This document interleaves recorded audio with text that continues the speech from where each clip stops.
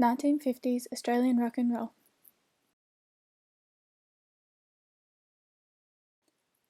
Australians in the 1950s were under high influence. The post-war mentality and influx of other cultures created a unique blend on Australian culture, which was typically US influenced.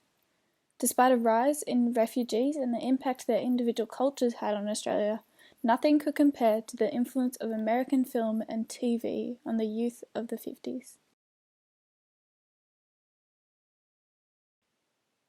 Clothing, design, music, food, film, and stores were all adapted in Australia to mirror the depictions of pop culture in American films, which dominated the film industry of Australia.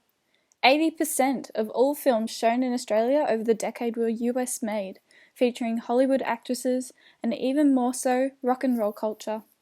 Social gatherings, dancing, fundraising, and fashion for teens reflected this new music craze.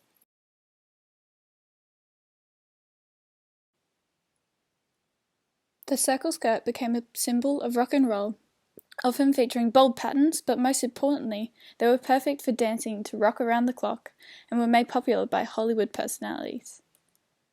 Unlike the circle skirt, the teenage male alternative for the era was the teddy boy look, which had become an image of rebellion for the youth. The clothing sported an oversized blazer and baggy trousers, typically with a vest and a ribbon tie.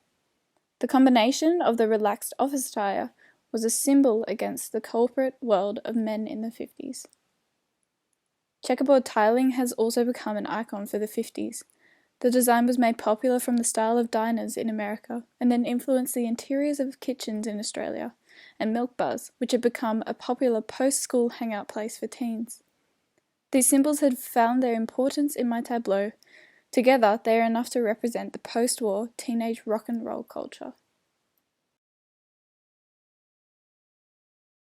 The photo shoot of my Tableau Vivant was set at the Blacktown Skyline Drive-In. I had my friend Simone as a photographer and Kian to pose for the teddy boy style. Despite my many preparations, the photo shoot required quite a lot of last-minute adaptation. I had prepared many location ideas, posing, lighting, hair, makeup and clothing. However, upon arrival, the location for my original ideas were not possible. I adapted on the spot and after consideration chose a spot that worked even more for my symbols and the character of a candid shot.